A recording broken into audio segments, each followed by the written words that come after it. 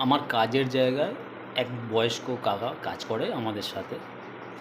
তা একদিন হঠাৎ করে আমরা দুপুরবেলায় খেতে খেতে গল্প করতে করতে উনি বলছে যে আমি যে নতুন জায়গায় এসে বসবাস করছি, এই জায়গাটা খুব ভালো।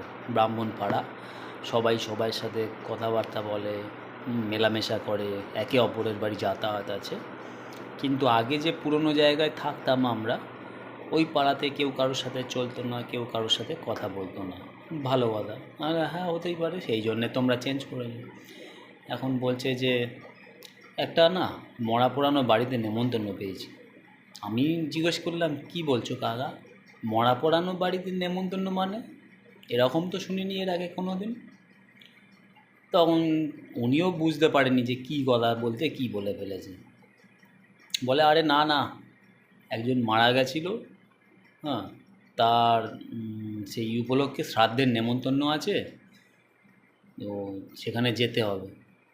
তাও বুঝে দেখুন আপনারা, যে মরা পোড়ানো বাড়িতে নাকি লোক খেতে যাবে। কি বলতে কি বলে ফেলে। কোন ধাতু দিয়ে তৈরি এইসব লোক বলুন তো আপনি?